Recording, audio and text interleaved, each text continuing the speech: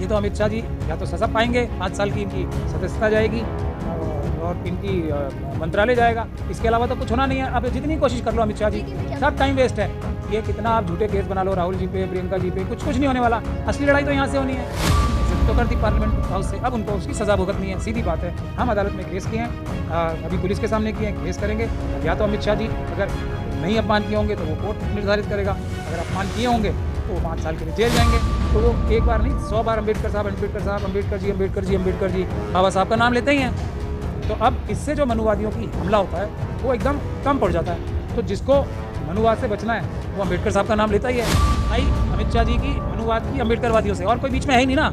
बाकी सब तो आते हैं किसी वजह से, थोड़ी टाइम के लिए आते हैं, चले जाते हैं। तो अमित शाह जी भी ध्यान इधर दें। ये बैठे बदलिए साहब, ये बैठे सत्यप्रकाश गौतम जी, लड़ाई यहाँ पे है, उधर आप भटक रहे हो, कुछ नहीं होगा। हमने वो करके दिखा दिया अदालत में जो आज तक कभी नहीं हुआ। अब ये राहुल गांधी जी की टीम, लीगल टीम से पूछना चाहिए ना, जयराम रमेश जी से पूछना चाहिए और वेणुगोपाल साहब से पूछना चाहिए कि एक झूठा मुकदमा लग गया और वो कुछ कर ही नहीं पा रहे आज तक। हमने तो जाके स्टैंप लगवा ली ना कम से कम।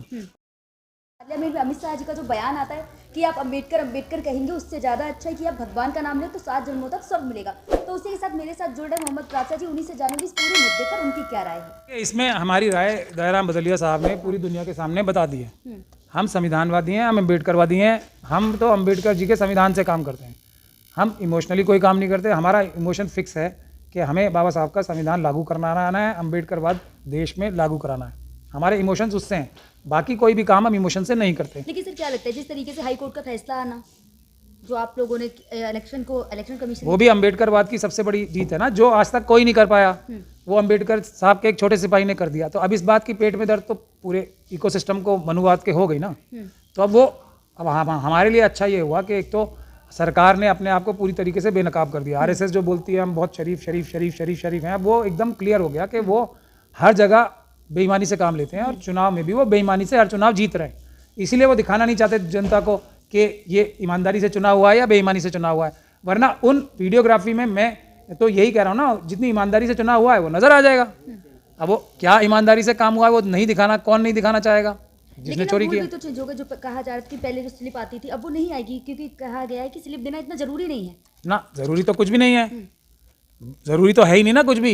जरूरी तो सिर्फ इतना है कि मोदी जी और अमित शाह जी और आरएसएस का जो भी कैंडिडेट आए उसको बिना चुनाव के घोषित कर दिया जाए। जरूरी तो ये है असल में आरएसएस के लिए, क्योंकि वोट तो उन्हें कोई देगा नहीं, अब जनता वोट देगी नहीं एक भी, तो उनको बिना चुनाव के घोषित कर दिया जाए, ये जरूरी है आरएसएस के लिए। लेकिन ये तो हम अम्बेडकरवादी होने नहीं देंगे ना, वरना। लेकिन भाई देखिए, अमित शाह जी का जो बयान आता है पार्लियामेंट में, उसके बाद फिर उन्होंने प्रेस कॉन्फ्रेंस करके कहा कि हम सपने में भी नहीं सोच सकते कि हम भीमराव अम्बेडकर का अपमान करें। बड़ी खुशी की बात है, लेकिन क्योंकि वो सपने में भी सोचेंगे तो हम उन्हें जेल भिजवा देंगे, इसलिए सोच नहीं सकते। वो इस डर से नहीं सोच सकते, मन में इज्जत नहीं है उनकी। लेकिन उन्होंने बिना सपने में सोचे या सपने में सोचकर बेइज्जती तो कर दी पार्लियामेंट हाउस से, अब उनको उसकी सजा भुगतनी है, सीधी बात है। हम अदालत में केस किए हैं, अभी पुलिस के सामने किए हैं, केस करेंगे। अब या तो अमित शाह जी अगर नहीं अपमान किए होंगे तो वो कोर्ट निर्धारित करेगा, अगर अपमान किए होंगे तो वो 5 साल के लिए जेल जाएंगे।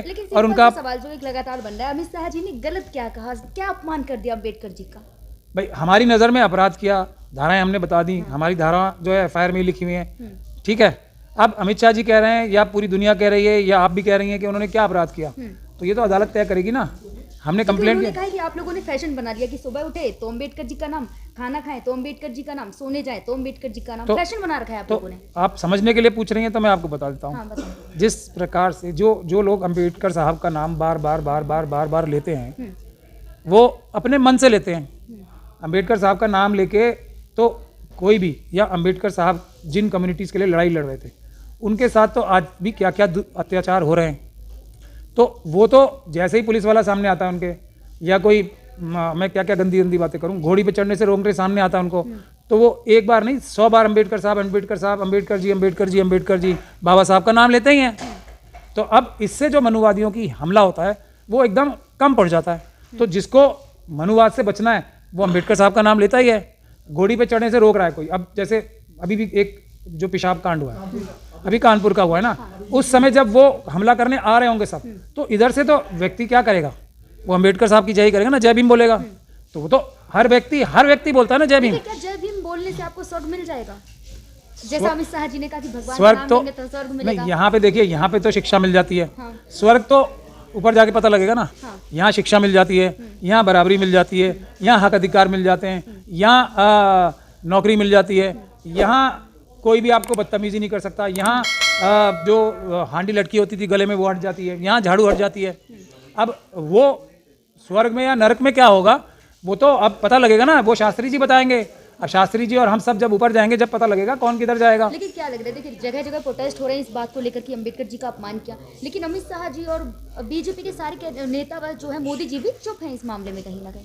नहीं, चुप नहीं है, वो उस बात को फैलवा रहे हैं। वो उस बात को बार बार कहलवा रहे हैं अपने लोगों से भी, शायद बताने के लिए कि कांग्रेस पार्टी और दूसरे लोगों ने ये कहा, लेकिन उस बात को रिपीट कराए जा रहे हैं बार बार बार बार बार बार। और बदलिया साहब के ऊपर दबाव बना रहे हैं क्योंकि इन्होंने सटीक अंबेडकरवादी कानूनी कार्रवाई करा दी। अब बदलिया साहब अंबेडकर साहब का नाम नहीं लेंगे तो किसका लेंगे बता दीजिए। कोई भी क्यों लेगा? अगर इनको कोई मारने आएगा या इनको आज इन्होंने कोर्ट में केस कराया या इनके लिए कोई झाड़ू लेके आएगा कि आप अपने पीछे बांट लो, तो वो तो अंबेडकर साहब का ही नाम लेके बचेंगे ना। इस प्रोटेस्ट में कहीं ना कहीं देखिए मायावती जी जो आप लोग कहते थे कि कहीं ना कहीं बीजेपी की भी पार्टी, अब वो भी कहीं ना कहीं अब प्रदर्शन कर रहे हैं। आपने देखा होगा कि कल जगह जगह प्रोटेस्ट हुए इस बात को लेकर।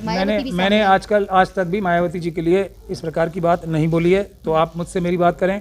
जो लोग कहते होंगे उनसे उनकी बात करें। मैं एक बात कहता हूँ कि नहीं, वो उनके ऊपर छोड़िए, मुझसे मेरी बात कीजिए। मैं एक ही बात कहता हूँ कि बसपा के अंदर भी स्लीपर सेल्स हैं और बसपा का इन चुनाव में चोरी की मशीनों से इस देश में सबसे बड़ा नुकसान अगर किसी पॉलिटिकल पार्टी का हुआ है तो वो बसपा का हुआ है। मायावती जी को इस देश का प्रधानमंत्री बनने से कोई रोक नहीं सकता अगर वो स्लीपर सेल्स उनकी पार्टी से हट जाएं तो। लेकिन वहीं आपने देखा होगा कि धक्का मुक्की राहुल गांधी पे फिर एफआईआर हो गई दोबारा। अब कहा जा रहा है कि राहुल गांधी को जेल भी हो सकती है। अब ये तो आप वही कीजिए ना, ये परेशानी हमसे क्या है कि हमने वो करके दिखा दिया अदालत में जो आज तक कभी नहीं हुआ। अब ये राहुल गांधी जी की टीम, लीगल टीम से पूछना चाहिए ना, जयराम रमेश जी से पूछना चाहिए और वेणुगोपाल साहब से पूछना चाहिए कि एक झूठा मुकदमा लग गया और वो कुछ कर ही नहीं पा रहे आज तक। हमने तो जाके स्टैंप लगवा ली ना कम से कम, और डीडी एंट्री ले ली बदलिया साहब ने, और हमने जाके। अमित शाह जी माफी मांगेंगे या फिर इस्तीफा देंगे? नहीं, वो राहुल गांधी जी और प्रियंका गांधी जी और दूसरे लोगों के ऊपर दबाव बनाएंगे और इस लड़ाई की बाबा साहब के लिए जो लड़ रहे हैं उनको पॉलिटिकल पार्टीज को चुप करा लेंगे 1-2 दिन में या 1 हफ्ते में। लेकिन सच्चे अम्बेडकरवादी ये बदलिया साहब कहाँ जाएंगे? ये तो अमित शाह जी या तो सजा पाएंगे, 5 साल की इनकी सदस्यता जाएगी और इनकी मंत्रालय जाएगा, या ये अदालत से बरी होंगे। इसके अलावा तो कुछ होना नहीं है। अब जितनी कोशिश कर लो अमित शाह जी, सब टाइम वेस्ट है। ये कितना आप झूठे केस बना लो राहुल जी पे, प्रियंका जी पे, कुछ नहीं होने वाला। असली लड़ाई तो यहाँ से होनी है। उनसे कह के क्या होगा? उनसे उनके ऊपर केस बना के बदलिया साहब तो डरेंगे नहीं ना, हम डरेंगे तो फायदा क्या हुआ? आप तो जेल जाने के रास्ते पे एकदम तैयार खड़े हो। लेकिन आप खुद एक एडवोकेट है, तो अमित शाह जी ने कहीं ना कहीं बयानों में कह दिया कि ना मैं इस्तीफा दूंगा ना मैं माफी मांगूंगा। हम कब कह रहे हैं? हमने तो मांगा ही नहीं है उनका इस्तीफा, ना हमने माफी मांगने के लिए हमने बोला है। तो पार्टियां कह रही हैं नहीं, फिर आप जा रही हैं उस तरफ। लड़ाई अमित शाह जी की मनुवाद की अम्बेडकरवादियों से, और कोई बीच में है ही नहीं ना।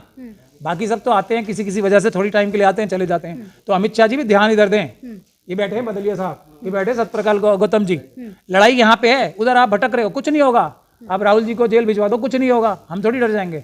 आप प्रियंका जी की वो सदस्यता छीन लो, जो भी फर्जीवाड़ा करके छीनना है वो आपने उनकी लीगल टीम के साथ जो भी साठ गांठ कर रखी है वो आप जानो और वो जाने, मगर मुद्दा सॉल्व नहीं हो रहा। इधर से लड़ाई है, इधर बात करो, उधर कुछ नहीं है।